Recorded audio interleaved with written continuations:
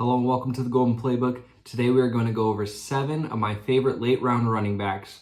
Whether you're doing a hero RB or zero RB strategy, these are 7 guys that will be absolute must drafts in the back end of your fantasy drafts. This is a mixture of guys that find themselves in good situations where if one thing breaks right for them, they could absolutely be a starting running back on your fantasy team. And let's get straight into the first guy, and that is Jordan Mason. He is currently the running back 30, ADP 88. And Jordan Mason is a guy in this Minnesota Vikings backfield that finds himself battling with Aaron Jones, who we know has been doing it for a very long time, which means he's getting older. Jordan Mason's still a young cat, and he proved last year when he was healthy, when he was the main guy getting the touches, he could provide at a solid level for fantasy reasons. This was the first 4 weeks of last season before he had the shoulder injury. In those 4 weeks, he had 2 top 5 finishes as well as a top 11 finish, eclipsing 22 fantasy points twice. And listen, he is a bruiser back, not going to catch a ton of passes, so he gets a bump up in half PPR and non-PPR formats for me. As we know, Aaron Jones is the more of a pass-catching threat, third down running back, that type of thing. But even if both guys stay healthy, I'm expecting a solid 50-50 snap share and carry share out of this Vikings offense, who are expecting to be solid once again. So to me, Jordan Mason is a perfect guy who is going to be useful even if an Aaron Jones injury does not occur. But in the instance that that happens, Jordan Mason easily finds himself a top 15 running back on a week-to-week basis, which is what we're shooting for in these mid to late rounds of the drafts. Subscribe! Next up on this list is a guy in a very similar role, and that is Zach Charbonnet, currently drafted as the RB36, ADP of 112.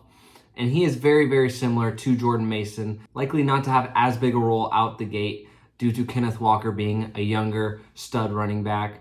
But we know Walker has been injury prone. He has not been able to hit 17 games in a season, and we saw what Zach Charbonnet can do last season in Walker's absence, putting up games of 38, 25, 17, and 13 fantasy points, giving him 3 top 10 finishes in Walker's absence. And this is a guy who I think can do the exact same thing. Even if Walker doesn't go down, I think Charbonnet will have a very nice role for himself. Now I know Walker is a good pass-catching back in his own right, but Charbonnet proved he can do the job just fine. He can be a 3-down guy if necessary. With the Charbonnet pick, we're essentially betting on Walker not playing all games. Much like a T. Higgins type, he is destined to miss a couple of games. He's already had lower body injuries going on in training camp. I expect those to linger throughout the season. Perhaps re-injury rate is higher. Love Zach Charbonnet. I think he'll absolutely service as your starting running back midway through this fantasy season. Next up is a guy I'm a little bit bullish on, and that is Tyjae Spears. He's the RB37, ADP of 119, and he has been steadily climbing the underdog rankings as the summer has gone on. And I have been on Spears since the beginning. I think what he did in the last 3 weeks of the season, averaging about 20 points per game, is no fluke. I think he's going to be an explosive piece of this Tennessee offense. Tony Pollard, I know they're behind a bad offensive line, but he just lacked some explosivity at the end of last season. I think bringing Cam Ward into the fold, this Titans offense is going to outperform their current expectations, much like Washington Commanders did last season with Jaden Daniels.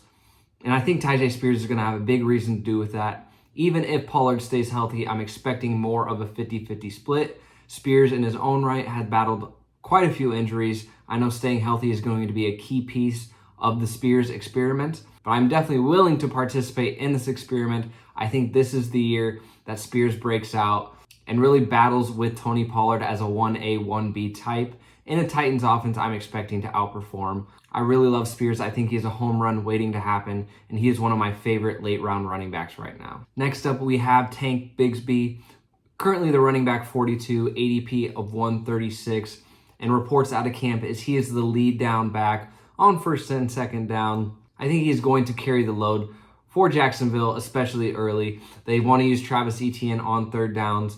They have the explosive rookie in Tootin, who people are very, very high on, kind of coming into the season with big expectations. But I think Bigsby is the guy that is getting slept on here. I think he is going to get a solid 12 to 15 touches week in, week out. And listen, he showed a little bit what he can do last season when he gets a little bit of a workload. He had games of 25 and 23 points. In fact, he was the RB1 of week 5 last year. I bet you did not have that on your bingo card. But listen, he has proven to be the more efficient runner over ETN so far. I know he is not going to catch many balls. He had like 8 catches all of last season. So he gets a big bump down in full PPR leagues for me. But if you're in a standard, if you're in a half PPR, he is a great late round running back to give you a nice floor. And if he continues to be efficient with his carries, they're going to have to give him more work, resulting in, of course, more fantasy points. So Tank Bigsby is not the most explosive, most sexy guy on this list, but I think he will provide a very, very nice floor for where you're having to draft. Next guy on this list is my first and only rookie on this list, and that is Dylan Sampson. He is the running back 44 currently, ADP of 139, and he as well steadily climbing up the rankings. And listen, we know Quinshon Judkins is in deep, deep trouble. We don't know the extent of it yet. On top of that, he hasn't even signed his rookie contract. So it's going to be the Jerome Ford, Dylan Sampson show by all accounts. And we know who Jerome Ford is. He's not very good. If he was, they would not have drafted Judkins and Sampson this year in the draft. But Sampson is the guy I am very intrigued about. He is very explosive, very solid at Tennessee in college. I really liked what I saw, and he was able to carry the load in the SEC. So I'm not worried about his workload. I think he can be a workhorse back. And what it boils down to is, are you wanting to make the boring Jerome Ford pick? Maybe he's the starter for the first couple weeks, not doing much. Or do you want to make a bet on a guy like Dylan Sampson to make a breakout, much like a 4th round pick last year and Bucky Irving did? Bucky Irving started behind Rachaad White and slowly battled his way into being the stud that we know Bucky Irving to be, and being a big play threat down the stretch to help win your fantasy league. We don't care about the points in the beginning 2-3 weeks. We want guys in week 15, 16, 17 in the fantasy playoffs that are going to absolutely hit home runs. And I think Dylan Sampson is that guy for you. I really like him as a late running back sleeper this year. This next guy I've only come around on very, very recently, and that is Trey Benson. He's currently the RB45, ADP of 141. And I know you can't believe everything you hear this time of year, but James Conner did come out and say it's going to be more of a 50-50 workload between him and Benson this season. And I think that makes a ton of sense, right? James Conner is 30 years old now, coming off of multiple good seasons, but he's had some knee injuries. I'm sure he wants to reduce the wear and tear that he has on his body and his overall touch count. And that is opening the door up for Trey Benson, who definitely did not look great in his rookie season, but a lot of guys make that second year jump. And I think Benson can absolutely be the guy to do so. This Arizona offense is another one that I am expecting to outperform their current expectations, much like the Titans. And I think Trey Benson, just like Tyjae Spears, can be that 1A, 1B to the current starter that is getting a little bit older. I think Benson really could eat into Conner's workload. And like I said, if James Conner goes down, you have an elite starting running back for your fantasy options. Whether he proves to be an elite talent, I think he's going to get an elite workload, much like James Conner typically does. James Conner's not the greatest athlete, but when he gets 20, 25 touches a game, he produces great fantasy numbers.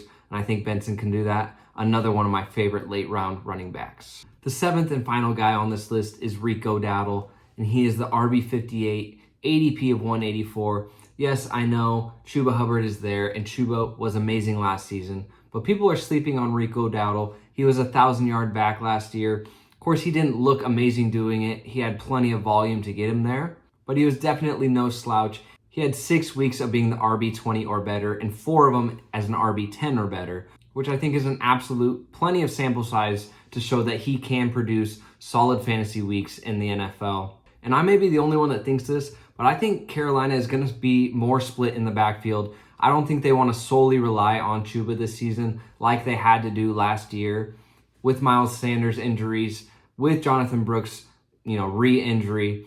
Chuba really had to take the full workload, and I don't think they want to do that in back-to-back seasons. Chuba's not a big guy in stature. Of course, he was and is amazing, but it's not like we're drafting him to do the exact same thing. People have him as their RB20, which has to open the door for somebody, and it's got to be Rico Dowdle. They signed him in the offseason, coming off the 1,000-yard season. I think it's going to be a bigger split than people are realizing. And the theme of this video, it's another guy who is one injury away from absolutely being the sole starter on their team. And listen, just because there wasn't very many running back injuries last season, people have become kind of blind or numb to the fact that yes, injuries to running backs happen, even though there wasn't that many last year. Who knows? This year could be an injury-filled season for the running backs. And I'm trying to select guys where I can pinpoint who the exact backup will be and pinpoint guys who I think are going to be in good offenses. So all that to say, I think Rico Dowdle is a great shot in the dark late. I think he will absolutely pay up over his value.